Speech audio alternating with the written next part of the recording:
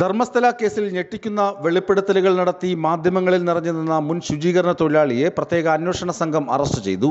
കഴിഞ്ഞ ദിവസം SIT തലവൻ പ്രണബ് മോഹന്തിയുടെ നേതൃത്വത്തിൽ ഇയാളെ ചോദ്യം ചെയ്തിരുന്നു. സാക്ഷിയുടെ മൊഴികളിലും രേഖകളിലും പൊരുത്തക്കേടുകൾ കണ്ടെത്തിയതിനെ തുടർന്നായിരുന്നു അറസ്റ്റ്. മണിക്കൂറുകൾ നീണ്ട ചോദ്യം ചെയ്യലിനൊടുവിലാണ് ഇയാളെ ആശുപത്രിയിലെത്തിച്ച് വൈദ്യപരിശോധന നടത്തുകയായിരുന്നു. ശേഷമാണ് അറസ്റ്റ് രേഖപ്പെടുത്തിയത്. അതേസമയം കോടതിയിൽ സാക്ഷിമൊഴി നൽകിയ കസ്റ്റോഡിയനായ മഹേഷ് തിമറോഡിയെ കഴിഞ്ഞ ദിവസം കേസിൽ റിമാൻഡ് ചെയ്തിരുന്നു. പിന്നാലെയായിരുന്നു സാക്ഷിയുടെ അറസ്റ്റ്. അതേസമയം അനന്യ ഭട്ടിന്റെ തിരോധാനവുമായി ബന്ധപ്പെട്ട ഞെട്ടിക്കുന്ന വെളിപ്പെടുത്തലുകൾ നടത്തിയ അമ്മ സുജാത ഭട്ട് മാപ്പ് പറഞ്ഞ് രംഗത്തെത്തിയതും ധർമ്മസ്ഥല കേസിൽ വമ്പൻ ട്വിസ്റ്റിന് കാരണമായി. കർണാടകയിലെ ധർമ്മസ്ഥലയിലെ ദുരൂഹ മരണങ്ങളുമായി ബന്ധപ്പെട്ട കേസുകൾ സങ്കീർണമാകുന്നു. അരക്കോടിയിലേറെ രൂപ ചെലവിട്ട് നേത്രാവതി നദിക്കരയിൽ കുഴിച്ചിട്ടും ഒന്നും കിട്ടിയില്ലെന്നും അതിനാൽ വെളിപ്പെടുത്തൽ നടത്തിയ ശുചീകരണ തൊഴിലാളിയെ അറസ്റ്റ് ചെയ്യണമെന്നും ആവശ്യപ്പെട്ട് ചിലർ രംഗത്തെത്തിയിരുന്നു. ധർമ്മസ്ഥല ക്ഷേത്ര പരിസരത്ത് നിന്നും 2003 കാണാതായ അനന്യ ഭട്ടിന്റെ തിരോധാനം നുണക്കഥയാണെന്ന് അനന്യ ഭട്ടിന്റെ അമ്മയെന്ന് അവകാശപ്പെട്ട് രംഗത്തെത്തിയ സുജാത ഭട്ട് തന്നെ വെളിപ്പെടുത്തുകയും ചെയ്തു. തനിക്ക് അങ്ങനെ ഒരു മകളില്ലെന്നും ചിലരുടെ ഭീഷണിക്ക് വഴങ്ങിയാണ് അങ്ങനെ ചെയ്തതെന്നുമാണ് സുജാത ഭട്ടിന്റെ ഞെട്ടിക്കുന്ന വെളിപ്പെടുത്തൽ. ഗിരീഷ് മട്ടന്നവറും T. ജയന്തും പറഞ്ഞതുകൊണ്ടാണ് താൻ കള്ളം പറഞ്ഞതെന്നാണ് സുജാത ഭട്ട് പറയുന്നത്. ദയവായി എന്നോട് ക്ഷമിക്കണം, എനിക്കൊരു തെറ്റുപറ്റി. ധർമ്മസ്ഥലയോടും കർണാടകയിലെ ജനങ്ങളോടും രാജ്യത്തെ ജനങ്ങളോടും ഞാൻ ക്ഷമ ചോദിക്കുന്നു. വിവാദം അവസാനിപ്പിച്ച് സമാധാനപരമായി ജീവിക്കാൻ ആഗ്രഹിക്കുന്നു.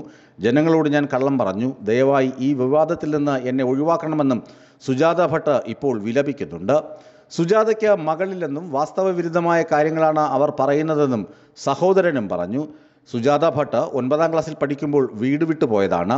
40 വർഷത്തിനിടയിൽ അത്യപൂർവമായി മാത്രമാണ് തിരികെ വീട് സന്ദർശിക്കുന്നത്. കുടുംബവുമായി യാതൊരു ബന്ധവും പുലർത്തിയിരുന്നില്ല. 1 വർഷത്തിന് മുമ്പ് വീട്ടിൽ വന്നു. ബംഗളൂരുവിലാണ് താമസമെന്നും ഇപ്പോൾ കോടീശ്വരിയാണെന്നും പറഞ്ഞു. അപ്പോൾ പോലും മകളെക്കുറിച്ചോ കുടുംബത്തെക്കുറിച്ചോ സുജാത ഭട്ട് ഒന്നും പറഞ്ഞിട്ടില്ലെന്നും സഹോദരൻ കൂട്ടിച്ചേർത്തു. ഈ ആശയക്കുഴപ്പങ്ങൾക്കിടയിൽ കേസ് അന്വേഷിക്കുന്ന പ്രത്യേക അന്വേഷണ സംഘം സുജാത ഭട്ടിന് നോട്ടീസ് നൽകിയിരുന്നു. ബെൽത്തങ്ങാടിയിലെ SIT ഓഫീസിൽ ഹാജരാകാനും മകൾ അനന്യ ഭട്ടുമായി ബന്ധപ്പെട്ട രേഖകൾ സമർപ്പിക്കാനുമാണ് SIT സുജാത ഭട്ടിനോട് നിർദ്ദേശിച്ചത്. തൻ്റെ മകൾ അനന്യ ഭട്ട് മംഗളൂരുവിലും മണിപ്പാലിലും മെഡിക്കൽ വിദ്യാർത്ഥിനിയായിരുന്നുവെന്നാണ് സുജാത ഭട്ട് അവകാശപ്പെട്ടിരുന്നത്. എന്നാൽ ഈ സ്ഥാപനങ്ങളിലെ ഔദ്യോഗിക രേഖകളിലൊന്നും അനന്യ ഭട്ടിൻ്റെ പേരിൽ അഡ്മിഷൻ രേഖകൾ നിലവിലില്ലെന്ന് SIT കണ്ടെത്തിയിരുന്നു. പാസ്പോർട്ട് വലിപ്പത്തിലുള്ള ഒരു ഫോട്ടോയല്ലാതെ അവർ ജീവിച്ചിരുന്നു എന്നതിന് മറ്റു യാതൊരു തെളിവുകളും ഇതുവരെ സുജാത ഭട്ട് ഹാജരാക്കിയിട്ടുമില്ല. സുജാത ഭട്ട് അവരുടെ കാണാതായ മകളുടേതാണെന്ന് അവകാശപ്പെടുന്ന ഫോട്ടോയിലുള്ളത് അനന്യ ഭട്ടല്ല, മറിച്ച് സുജാത പ്രണയബന്ധത്തിലായിരുന്ന രംഗപ്രസാദ് എന്ന വ്യക്തിയുടെ മരുമകൾ വാസന്തിയാണെന്നും SITയുടെ റിപ്പോർട്ട് ചൂണ്ടിക്കാണിക്കുന്നു.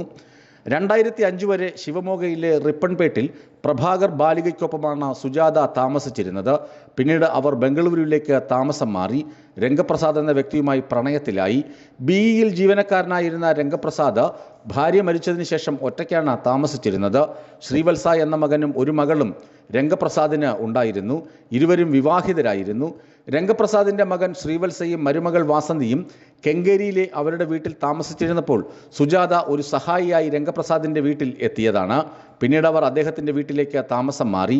രംഗപ്രസാദിൻ്റെ മുന്നിൽ വെച്ച് മകൻ ശ്രീവത്സനെയും മരുമകളെയും കുറിച്ച് മോശമായി സംസാരിക്കാൻ സുജാത ഭട്ട് തുടങ്ങിയിരുന്നുവെന്നും റിപ്പോർട്ടിൽ ചൂണ്ടിക്കാണിക്കുന്നു.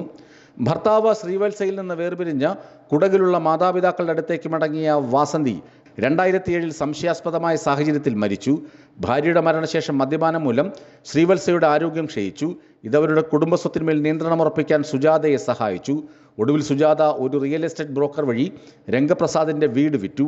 കിടപ്പിലായ ശ്രീവത്സ വാടക വീട്ടിലേക്ക് താമസം മാറുകയും ചെയ്തു. അതേസമയം രംഗപ്രസാദിന് വീടില്ലായിരുന്നു. ശ്രീവത്സ 2015 മരിച്ചു. കുടുംബത്തിൽ നിന്ന് വേർപിരിഞ്ഞ രംഗപ്രസാദ് ഈ വർഷം ജനുവരി 12 മരിച്ചത്. പിന്നീട് സുജാത 20 ലക്ഷം രൂപയുമായി വീട് മാറുകയായിരുന്നുവെന്നും SITയുടെ റിപ്പോർട്ട് ചൂണ്ടിക്കാണിക്കുന്നു. ന്യൂസ് ഡെസ്ക് വിസ്മയ ന്യൂസ്.